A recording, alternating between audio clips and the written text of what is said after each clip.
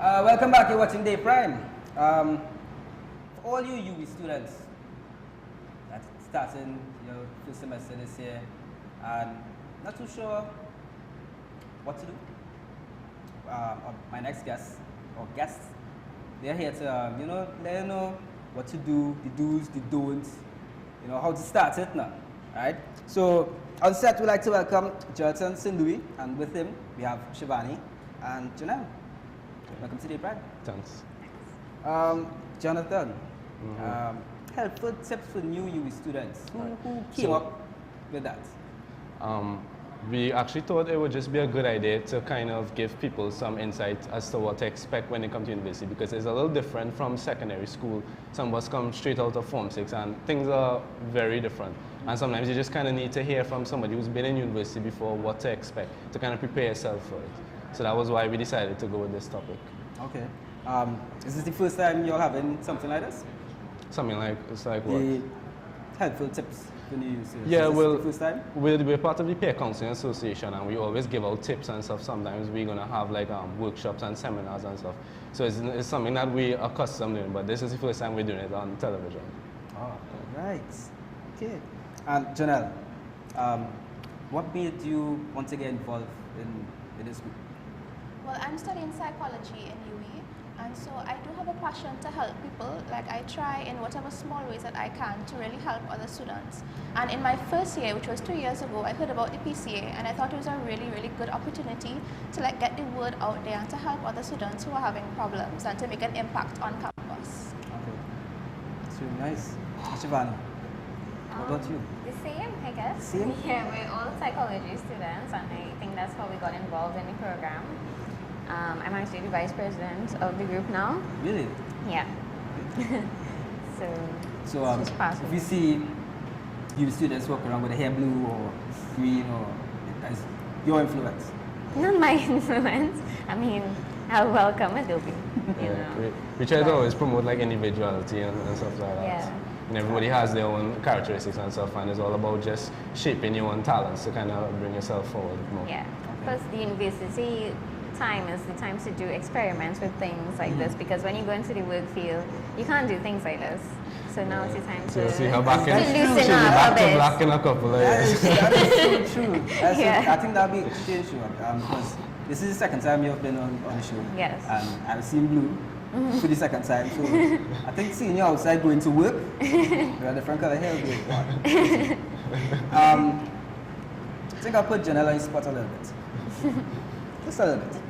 Well, we have prepared some tips that we want to share for university life. We prepared Put 10 Janelle on the tips. spot though. I think she'll like this one. Yeah, Okay. Janelle, if there are people at home, students that may want to further their education, they might look at UE, they might look at Custard, they might look at UTT. Yeah. How are you going to sell them the idea of picking the university of residence? Well, I think the very first thing I would suggest is they need to know what they want to do. They need to know what kind of program they're interested in. And, UE has a lot of programs. We have a lot of good programs, all kind of different faculties and departments. But at the end of the day, their choice really has to suit the student. Of course, I'm proud of my university, and I would sell UE strong. But at the end of the day, if Custard or UTT maybe has a better program suited for them and their career needs, it might be better if they choose that university. Okay. If I may add something to that, I think the main difference that I see in terms of going to UE as opposed to other institutions is the whole campus experience, the opportunity to actually live on campus, a campus of that magnitude in terms of size and stuff. You may not really get that full university life experience if you go to another institute. So I kind of see that as one of the advantages. Also, they have a lot of opportunities in terms of like co-curricular courses and stuff to really build your skills to become more well-rounded. And I think that is something that other institutions still may have to catch up to a little bit. In terms of tips, we start from number 10. Look up the ladder. We start from 1. We start from 1? Yeah, we start from 1. Let's start from 1. What is the first tip that you would have for new beginners that now entering first semester in you? First thing I would advise them is there is a tendency when you now start university to kind of be shy and be a little fearful to approach people. But you have to remember that everyone is in that same situation. A lot of people come into university and they don't know anyone else there. They're eager to make friends, but still a little bit reluctant of being rejected or something. So the first thing I would advise to people is don't be shy. Go up to people, approach them if you want to make contact with somebody. It's really beneficial to have friends there, like a support system, and to socialize as well. Also, like there are a lot of opportunities in UE for joining clubs and stuff, student clubs such as the Peer Counseling Association. They have sporting activities. You can join sport clubs as well. So it's really a good way to reach out to people, socialize, build your communication skills and stuff, and also your own personal talents. Okay. Why do you think that important though? You know, for new students still want to bond. If I know people that are loners. Yeah, I understand what you mean. Hell bent on, you know, being by themselves. I mean, yes, I would understand, you know, they need to, but why? Why well, sell it so far? It's all about choosing the right friends, I think. Because, for example, if someone is a loner, it may not necessarily be that they want to be alone. It may just be more that they have a more quiet nature or disposition. So if it is that they find other people like that, it could help build, you know, similarities and stuff. So I think it's all about choosing compatible friends. But also one of the benefits is that the people in your classes and stuff, you have to remember that in the future, those will be your co-workers, there will be people in your field and stuff. So it's almost like you're doing some pre-networking before you actually start your career. So it's a good thing to reach out to people. They remember you later on. Exactly. You don't want to pass people's sheets, and if you end up in difficulties, there's, you used to pass me sheets, so I'll leave you right there. You don't know who will be interviewing you when you go for the job. Exactly. Also, there is like a wide variety of clubs on campus, so you will find people with similarities to you. And it's good even to meet people different from you because you get different perspectives from people, and people can teach you things that you didn't know about before. And you can teach other people things, so it's like a sharing community. Okay. Yeah. Who want to give number 2? Okay, I'll give number 2. So we also thought that it's very good to keep in mind that when you're in university, you're very independent. It's completely different from secondary school where you had your parents making sure that you did your work, your assignments, where you had your teachers spoon-feeding you the work. So in university, it really takes a lot more responsibility and a lot more self-motivation to make sure that you meet your deadlines and your assignments are completed. Right? Nobody's holding your hand in university. It's a completely new kind of game when you get there, like especially for foreign students, because I'm from St. Kitts and I live on Hall. So for me, it was a completely different kind of world coming here. You know, I have relatives here, but not very close by, so I had to depend on myself. And a lot of students coming to UE will be foreign students, so they're traveling from South and they have to stay up in UE. So they're separate from their family and their friends who used to keep track of them. So, you know, you have to remember, you have to be a lot more responsible when you get to university and motivate yourself at times. And how important is that? Mainly because there are lots of people that if they don't have a driving force behind them, they would stay stagnant. And how would your group support or help somebody that, you know, need that extra push? Well, I think oftentimes it's sometimes kind of working through the problems that could be blocking them from really giving everything they will. Sometimes it could just be that they, as you were saying, they lack a support system. They don't really have any encouragement. Sometimes they, being in campus life, they have a little adjustment issues where they take a while to find themselves and, you know, remember that what they're here for and stuff like that. So sometimes they may just need someone to speak to. So that's why our group is here to kind of talk to them through the problems they have and also identify what the obstacles may be. Sometimes it could be a time management issue where they can't balance their activities and stuff. So we need to talk to them, let them know, remind them what's important and how to prioritize their time and stuff like that. So everyone is different. There's different problems that they will have, and you just have to speak to somebody to identify it. Okay. So Shivani, I guess you have number 3. Yeah. The next one is time management, which is really important because as I said before, we're on your own. You have to keep self-motivated. So a lot of students are involved in a lot of clubs. They have a lot of classes. Most of the times it's 5 classes a semester or 6 depending on their departments. Some students work because they are part-time students that work full-time and study part-time, and then there are students that study full-time and work part-time, so they have to manage everything on their own. So time management is important. Okay. We're going to take a quick break. We have 3 down, 7 to go. So we'll be back in a short bit. Stay tuned, you're watching DayPrime. Back.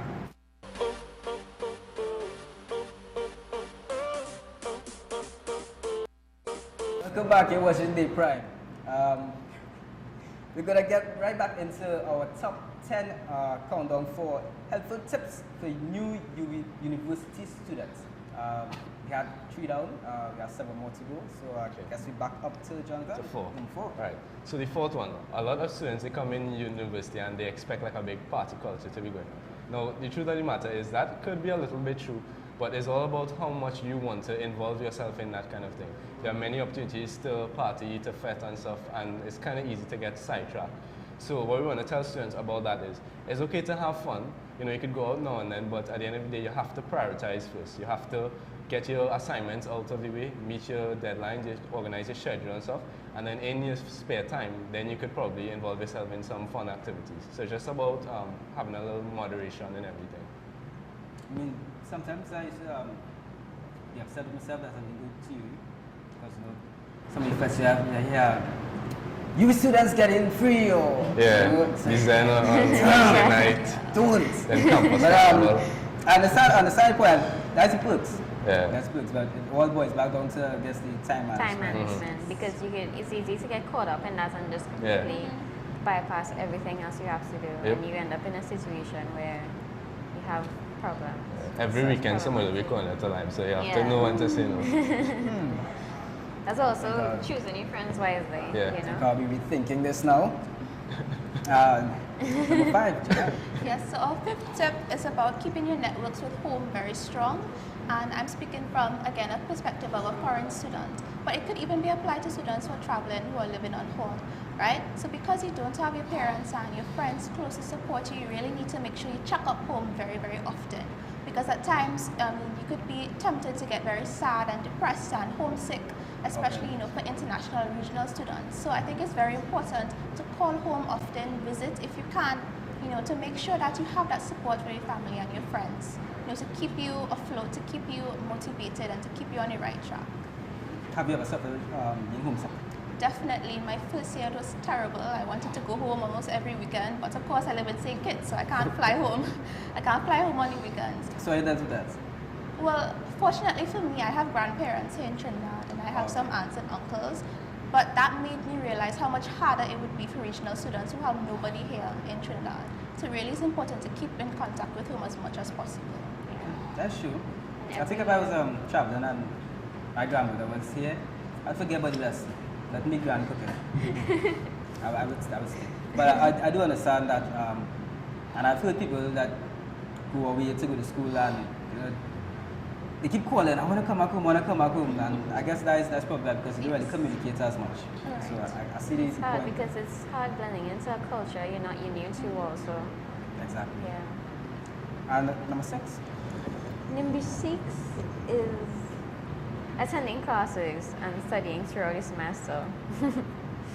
It's important to attend all your classes, and it's important not to skip in between, because once you skip one class, you tend to feel like, okay, I could miss the next one, or I could miss the next one. So it's important to go to all your classes. Also, there's a attendance percentage that you need to write exams. So attending your classes is really important, and to get material, and also slides from lecturers and stuff like that. So it's important to go to classes. So this is not where if I miss a class, I can always get the come on, Bridget, and get the work. It's not the same. It's not the same. Because sometimes the lecturer really gives some, he or she would say something that's really kind of invaluable, and you wouldn't hear or see it anywhere else. So it's better to attend. And like in terms of teachers, so if I miss, like come and say, that's really unwell or whatever the case is, you mind going over. You tend to get... There's sick leave forms you can fill out, but you have to get it approved by a doctor, and so you need to get it signed.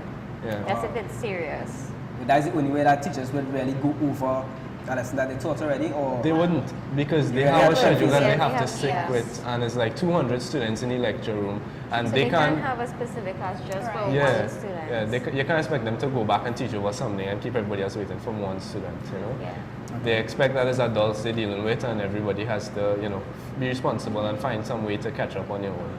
Yeah. It's a different culture to secondary school. 7. 7. When studying and preparing for exams, I always say it's good to reach out to people or study in groups. Because oftentimes, like you may not have a piece of information that would be valuable, and somebody else may have it. They may get a tip or something from someone in terms of, like, say for example, a certain topic may no longer be common in the exam, and you may not have heard that for the same reason you might have missed a lecture. So you may waste hours studying this topic and it's not common at all.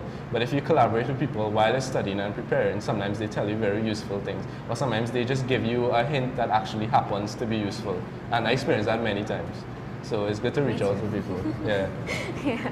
Like last semester, I was they divided the topics into 3 groups, and I basically studied group 1 and group 2 and nothing from group 3, and it really messed me up in one of my exams just because I wasn't aware that they had grouped the topics. So if I had reached out to somebody, that would have been avoided. Importance of communication. Yeah. Number 8. Okay, well, number 8 is a very big topic. It's about taking care of your health. I mean, health is not just physical, but it's also like mental, emotional, sexual health as well. And so as a student, you're pressured, you have a lot of classes, you have tutorials, you have a lot of assignments, and so there's always that temptation to neglect your health. But for example, in the case of nutrition, it's very easy to be caught up in the fast food culture in universities where KFC, Subway, Domino's, Mario's, whatever is very accessible, very easy to get quickly. But it's so much better to plan your meals, to take the time to plan your meals and to make sure you're eating proper food every day, because what you put into your body is really what's going to go to your brain and allow you to study and to work hard. So it's important to take care of your nutrition. I would recommend like students maybe cook on the weekend, like cook enough to last them the week. So they don't end up just going to the fast food restaurants. Yeah, Sounds a little bit fruits. like Fruits are important. So just like you can have fruits like apples in your bag when you're going to class as a quick snack between classes, because sometimes you don't have time between classes to get food and you end up eating really late. So, Or having a donut. yeah. Sugar is not good. Students tend to turn to sugar, especially when studying late at night.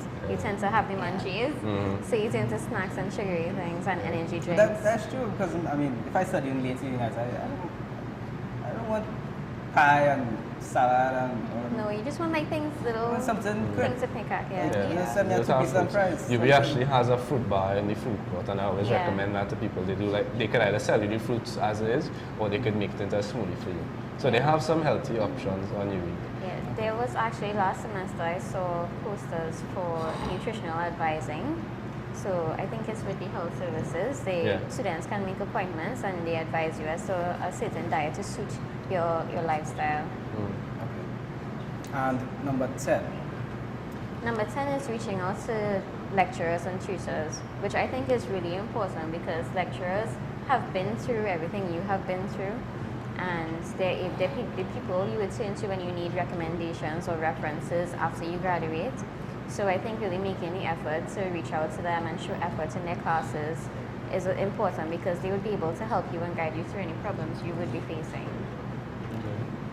I just want to go back a little bit if I could. Janelle was saying, I think that's for number 9. Getting yourself prepared, mental and all of that. What advice you would give to someone now that swamped with work and they feel pressure? How would you advise them to take it out, like relax? Okay. What's the best method? Well, as a peer counselor, of course, I would invite them to approach us and to speak with one of the students and to really just let them know that the pressure and everything is normal. It's a normal part of UA life. Everybody experiences the pressure and the stress at some point, but also the student has to know their limit, because you don't want it to reach a point where they're going to have a nervous breakdown, where they feel like they really can't continue with their degree. So it's definitely someone needs to take time and just listen to the students' problems and help them to understand that, yes, I understand, I've been there, I'm a student too, I have felt the pressure you have felt, but it's only for a time. It's going to pass and you're going to be so happy when you get your results in your subjects. So it might be that they need to maybe put down 1 or 2 classes, or like maybe start going to certain extracurricular activities for a certain period of time to focus on their work, and then after, when they finish the exams or their midterms, they can pick it back up again. Because it's very important to know how to juggle and to manage different things. You don't have to do everything in UB at one time. We're there to study and yes, have fun too. But like if you're feeling really, really stressed, maybe that's time to like step back and reevaluate your priorities and just take time for yourself to relax a little bit too. As it pertains to the peer group, and members? How many members that you all have? Peer Counseling Association currently has about 30 active members. Every year we recruit more, so we're hoping maybe by next year we would have like about 50 or more if possible, so that we can reach more students on campus. Okay. Is it because of advertising? Why is not more? Limitations? I would say so, and I guess a lot of people, they're not aware of the club, so I guess advertising could help that. Also, some people, they feel that they're already overwhelmed with their studies and stuff, so joining a club, a student club, may be a little difficult for them to fit into their schedule and stuff. But Peer Counseling Association actually isn't very demanding as compared to some of the other clubs. Whatever free time you have in terms of like stuff that you can volunteer your time for, we allow them to participate. If they have a very tight schedule, then whenever they're available, they can come in and partake in some counseling or stuff like that. So we're very flexible. And Shivani, let's say next 2 years. Next 2 years. Where do you see the peer counseling club in the next 2 years? Well, How big? I'm in my final year, so I might not be in the peer counseling club within 2 years. But I'm hoping to see a lot more people involved in it, and I'm hoping to see a lot more people reach out to us. Yeah. So is it that you all are grooming persons to take your positions? Yeah. Well, each semester there's the minor gap class, and so each semester there will be more people involved, and as we leave, other people would be elected for the executive members. And last week we had an orientation week, and we had a lot of people reach out to us in being interested in joining the PCA, so we're looking forward to having a lot more members. And before we leave, we definitely will like select some good people and recommend them as to fill the positions in the executive to make sure it's in good hands. But is that process a difficult one? Because I mean, No. you might see people and they would be willing to join the group, but they may not possess the leadership qualities. Well, so far, I already seen a lot of people within the group right now who have the qualities. So I don't think it will be much of a problem. It will just be a matter of suggesting to them that they run for the position, and then it is a voting process. So whoever wins it, and I believe the best person would win it. So I hope that with the process, whoever you all select, to, maybe go on to peer council politicians, because we don't really have leaders. We won't have any leaders. So maybe one of you could end up being the leader, or somebody that you groom. What we're hoping to is to kind of help the students, so if they have that leadership potential, we can kind of mold that and bring that out. So Exactly. we're doing our part to ensure that the country as well in good hands. For the country. And put, I want to take it out just a little bit really quick in terms of like secondary schools. You think your initiative, your plan that you have in UWI could work from secondary schools? I think there is already a peer counseling. I think it's a peer helpers they call it in secondary schools. I'm not sure. We're not I really think sure about the program. Naparima was one of them. I don't want to speak for them because I'm not certain, but certain secondary schools Yeah, they do they have already a have the peer program. helping program in operation. All right. Yeah. So, ladies and gentlemen, for those who are home and sitting there wondering how am I going to cope with this new semester, you have just gotten 10 tips on 10 helpful tips for the new UWI semester. I'd like to thank Jonathan, Shivani, and Janelle for being a part of the show. Thanks for having me. We wish you all the best, and we're sure we'll hear more and see more of you because you have to advertise. So this is the place to advertise. Yeah, no problem. We'll be back. Just invite us. See? We'll be back. We're going to take a quick break. Stay tuned. You're watching DayPrime. We're out.